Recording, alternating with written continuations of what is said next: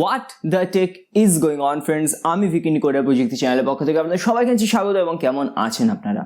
এবং এটি Vivo V21 নয়, এটি Vivo V20 Pro, যার রিভিউ আমি জানুয়ারি মাসে করেছিলাম আমাদের চ্যানেলে বাংলা ভাষায়, চাইলে গিয়ে দেখে আসতে পারেন যদি মিস করে থাকেন। তো এই ভিডিওতে বন্ধুরা আমরা Vivo V21 এই স্মার্টফোনটি সম্পর্কে কথা বলতে চলেছি, কিন্তু তার আগে আপনাদের কাছে আজকে একটি প্রশ্ন থাকবে, খুবই ইম্পর্টেন্ট প্রশ্ন, উত্তর অবশ্যই কমেন্ট করে জানাবেন। সেটা হচ্ছে, আপনাদের কাছে কি ফোনের সৌন্দর্য ম্যাটার করে?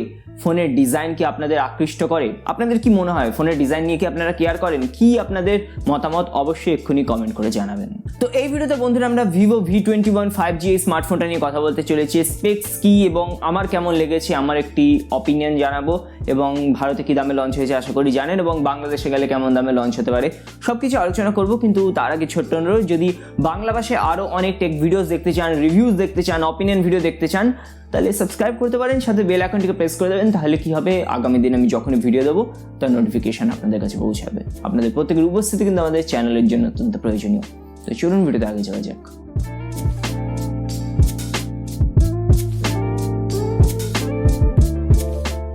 শুরুতে আমরা কথা বলি ডিজাইন নিয়ে, এবং অনেকটা কিন্তু Vivo V20 Proর মতোই এর ডিজাইন রেখেছে।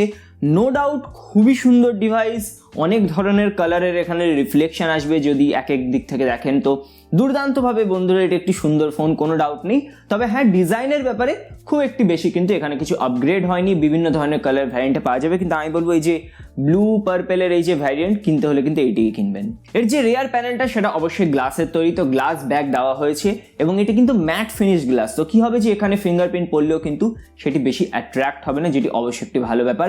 যদিও এর যে সাইড ফ্রেম সেগুলো কিন্তু পলিকার্বনেট অর্থাৎ প্লাস্টিকের তৈরি। কিন্তু বন্ধুরা অবশ্যই এই ফোনটির হাইলাইট হচ্ছে এর ফর্ম ফ্যাক্টর। এর যে থিকনেস সেটি হচ্ছে মাত্র 7.8 মিলিমিটার, এবং এর ওজন হচ্ছে অ্যারাউন্ড 178 গ্রামস। অর্থাৎ এই ফোনটি হতে চলেছে সুপার থিন এবং super light. Vivo V20 Pro কিন্তু মারাত্মক একটি হালকা এবং স্লিম ফোন ছিল বন্ধুরা, ব্যবহার করে না স্লিম ফোন দুর্দান্তভাবে আরাম লাগে। তো Vivo V21 কিন্তু সেই জিনিসটা এখানে বজায় থাকবে, খুবই আরাম পাবেন ব্যবহার করে। চলুন কথা বলি ডিসপ্লে নিয়ে। তো 6.44 ইঞ্চের ফুল HD প্লাস ডিসপ্লে দেওয়া হয়েছে। তো এই জিনিসটা আমার ভালো লেগেছে যে ডিসপ্লে সাইজও তারা অতিরিক্ত বড় রাখেনি, ফলে কি হয় ডিসপ্লে সাইজটা একটু ছোট হয়ে গেলে আরও ফর্ম ফ্যাক্টর আরও বেটার হয়ে যায়। এবং বন্ধুরা এখানে কিন্তু নর্মাল প্যানেল ব্যবহার করা হয়নি, E3 অ্যামোলেড প্যানেল ব্যবহার করা হয়েছে। তো ডেফিনেটলি আমরা কালার প্রোডাকশন এখানে যেটা হবে সেটা খুবই রিচ পাবো, ভাইব্রেন্ট হবে, স্যাচুরেটেড হবে, এবং ডিপ ব্ল্যাকস যেগুলো হয় সেগুলো আমরা এখানে পাবো। এবং শুধু তাই নয়, এখানে আপনাদের 90 হার্টজের রিফ্রেশ রেট সাপোর্টও দেওয়া হয়েছে। তো ডিসপ্লের এই জায়গাগুলো কিন্তু আমার খুবই ভালো লেগেছে, কিন্তু একটুখানি এখানে সমস্যা আছে যে এখানে আপনাদের ওয়াটার ড্রপ নচ দেওয়া হয়েছে। তো আজকের যুগে দাঁড়িয়ে কিন্তু ওয়াটার ড্রপ নচ দেখতে খুবই ওল্ড ডেটেড লাগে, ব্যাক ডেটেড লাগে। আমার মনে হয় এখানে একটি পাঞ্চ হোল দেওয়া উচিত ছিল। চলুন পারফরমেন্স নিয়ে কথা বলি। তো মিডিয়াটেকের Dimensity 800U চিপসেট দেওয়া হয়েছে, সাথে 8GB র্যাম, এবং যে স্টোরেজ টাইপ ব্যবহার করা হয়েছে সেটা হচ্ছে UFS 2.2। তো ওভারঅল পারফরমেন্স এই ফোনটা ভালো হবে, গেমিংও ভালো করতে পারবেন। কিন্তু হ্যাঁ, বেস্ট পারফরমেন্স কিন্তু এটি হবে না, যেটি আপনাদের মাথায় রাখতে হবে। এখন বন্ধুরা এখানে আরেকটা বিষয়, অবশ্যই এটি হচ্ছে একটি 5G এনাবেলড চিপসেট। তো এখানে আপনারা 5G ইউজ করতে পারবেন। তো 5G কবে আসবে সেটা কেউ জানে না, বাট 5G সাপোর্টেড স্মার্টফোন এটি, এবং এটি ডুয়েল 5G সাপোর্টেড স্মার্টফোন। এবার আমরা চলে আসি এর পরবর্তী হাইলাইটে, যেটা হচ্ছে এর ক্যামেরাস। তো ক্যামেরা কিন্তু সত্যি এর হাইলাইট। 64 মেগাপিক্সেলের প্রাইমারি ক্যামেরা দেওয়া হয়েছে, তারপরে 8 মেগাপিক্সেলের আলট্রা ওয়াইড এবং 2 মেগাপিক্সেলের ম্যাক্রো। কেন দিল এই 2 মেগাপিক্সেল ম্যাক্রো আমার মাথায় ঢুকছে না, 5 মেগাপিক্সেল ম্যাক্রো দেওয়া উচিত ছিল। যাই হোক, যেখানে আসলের হাইলাইট সেটা হচ্ছে প্রাইমারি ক্যামেরাতে। প্রাইমারি ক্যামেরাতে আপনাদের OIS সাপোর্ট দেওয়া হয়েছে, মানে অপটিক্যাল ইমেজ স্টেবিলাইজেশন। এটার ফলে কি হবে যে ভিডিওস খুবই স্টেবল আসবে, এবং এই জিনিসটা কিন্তু আমার খুবই ভালো লেগেছে যে তারা OIS দিয়েছে। এবং এখানেই থেমে থাকেনি, ফ্রন্টে আপনাদের দেওয়া হয়েছে 44 মেগাপিক্সেলের selfie camera, which is really large.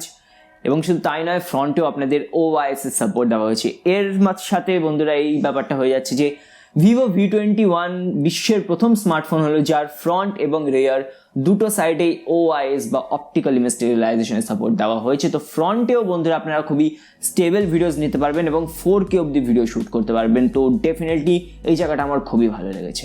এখন বন্ধুরা ফোনগুলোকে যখন এরকম স্লিম বানিয়ে দেওয়া হয় তখন একটা জিনিসে কম্প্রোমাইজ করতে হয়, সেটা হচ্ছে ব্যাটারি। তো 4000 মিলি অ্যাম্পাওয়ারের ব্যাটারি দেওয়া হয়েছে, যেটি একটু কম, তো একদিন মতো ব্যাকআপ পাবেন এখানে আর কি। এবং সাথে 33 ওয়াটের চার্জার আপনারা বক্সের ভেতরেই পেয়ে যাবেন।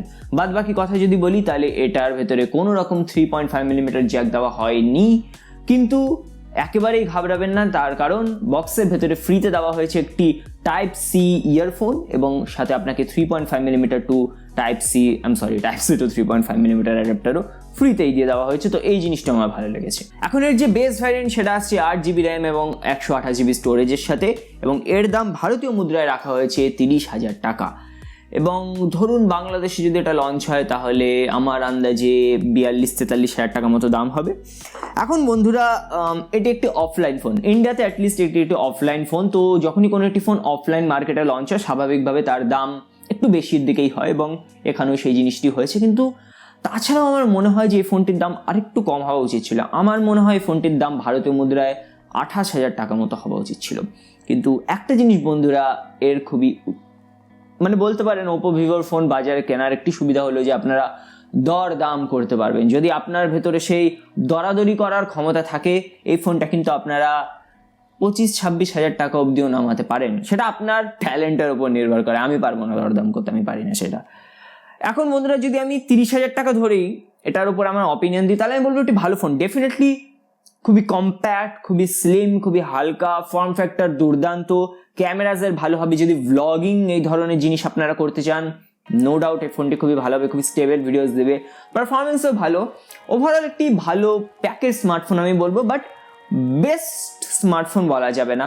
আমার মনে হয় প্রায় দামে আপনারা IQ7 বা Mi 11X এর মতো স্মার্টফোন পেয়ে যাবেন, সেগুলো ওভারঅল বেটার স্মার্টফোন হবে। বাট হ্যাঁ, যদি ফর্ম ফ্যাক্টর এই জিনিসগুলো আমরা এদিকে তাকাই তাহলে Vivo V21 খারাপ ফোন নয়, বাট বেস্ট ফোন নয়, এটা আমার অপিনিয়ন। বাট আপনারা যদি দরদাম করে এটা 25-26 হাজার টাকায় নামাতে পারেন, আমার মনে হয় দুর্দান্ত ডিল হয়ে যাবে। আপনাদের কি মনে হয় কমেন্ট করে জানাতে ভুলবেন না। ভিডিওটি ভালো লাগলে লাইক করবেন। তো আপনার দিন ভালো কাটুক, আজকের মতো বিদায় জানাচ্ছি। সবাই ভালো থাকবেন।